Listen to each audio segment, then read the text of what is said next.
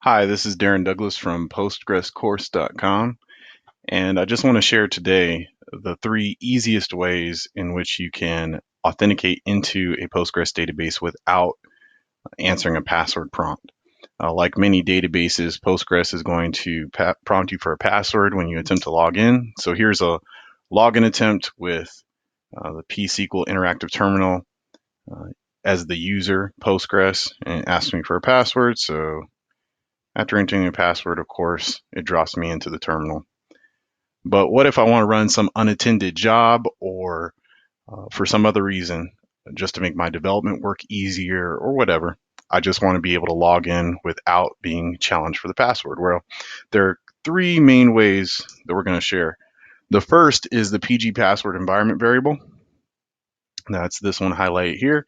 Number two, the pgpass file. It's a hidden file that exists in the current user's home directory. And then lastly, we could do a trust authentication setting in pg_hba.conf, the configuration file that controls all host-based access for Postgres. So I'm going to go through those one at a time. The first thing is the pgpassword environment variable. So how does that one work? Well, I simply am able to do an export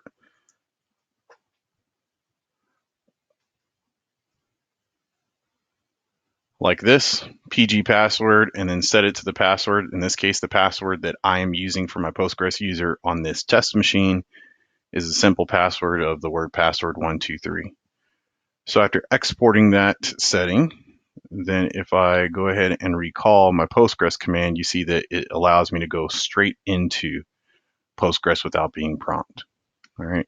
So this pgpassword, the way that this works is essentially it substitutes in whatever that environment variable is set to in the psql command string when we're trying to connect. So whatever we would normally put in for our -p configuration, this environment variable gets substituted in.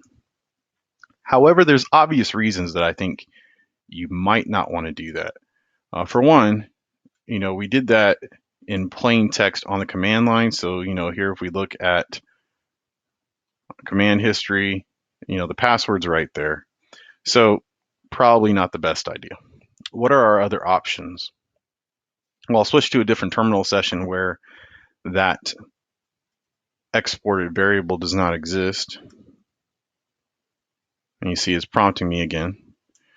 So let's move on to the second option. Remember, the second option I mentioned is a pgpass file.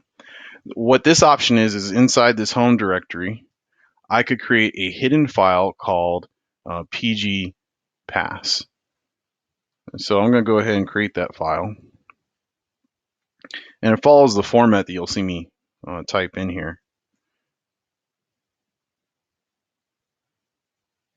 All right, so at the top, I'm just going to comment out that top line so that I can remember what the format is. But it says I need to give the host name, the port, the database username and password, all of them :delimited.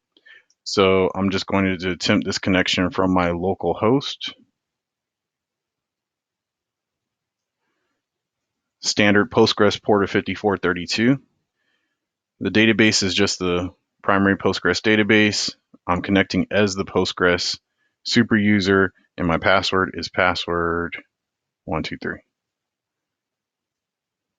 Okay. So now what happens when I try to authenticate? Now, when I try to authenticate now, it's going to give me an error. And the error it gives me is saying that I have too much access granted to everybody to this file. So if I do a detailed listing of that pgpass file, what you'll see is that the standard permissions of 644 are enabled. So what that means is that other users, anybody who logs into the system that can get to my home directory, could actually view the contents of this file. So they could just simply do a cat.pgpass, and now they have all the connection information they need for my system. The way to remedy that is to change the security settings on this file, similar to what we do with files like SSH keys or configuration for SSH. SSH will give us an error if we have anything over 400. In this case, with the Postgres pgpass file, it's anything over 600. So all I have to do is just change my permissions on that file to 600, And now when I attempt to connect, it allows me to connect without password prompt. All right, so that's using the PGPass. So let me go ahead and get rid of that file.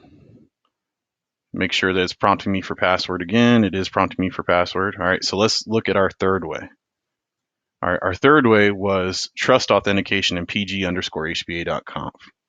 Now, in our class, we spend an entire module talking about host-based authentication with Postgres and all the contents of this file, all the options and the different ways you can configure it, how to read it correctly, and so on. What I'm going to do right now is just show you the quick hack that allows you to modify this file and then disable password prompt using pg_hpa.conf. So let's do that. I need to elevate my permissions and I need to modify this file.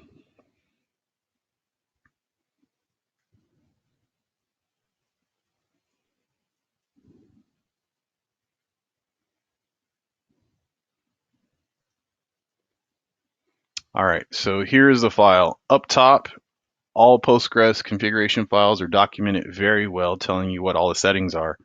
We're going to go ahead and change the local connection settings to allow authentication without password. So I'm going to go all the way down to start where we start seeing connections. All right.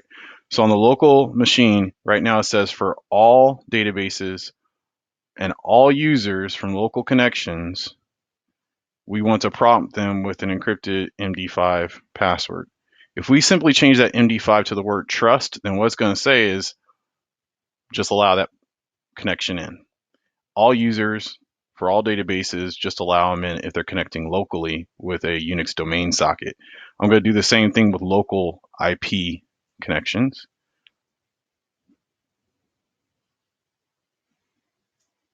And now I'm going to restart my Postgres service. A reload will also work here, but just out of ease, I'm going to do a restart.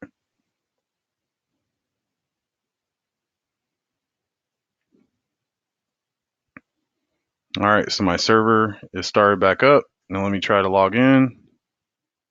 And there I am, logged in without password. All right, so what is the right way to do this? Well, I don't advise number one for the reasons I mentioned. Number 2 and 3 have their pros and cons respectively. And in our class on PostgresCourse.com, our DBA class, we talk about all those pros and cons. To make it quick, the PGPass file I like to use when I'm just going to do a couple quick standalone scripts and I want a hidden configuration file to be located on one machine. If I have a development or test machine with a number of users who need to be allowed into the system without password challenge during development only, not in production, then I like option number 3, modifying the pg_hpa.conf configuration file. I hope you enjoyed this quick tutorial. If you have any questions or would like to have any more instruction with regard to Postgres functionality, Postgres administration, and Postgres databases, please visit PostgresCourse.com and click on Contact Us.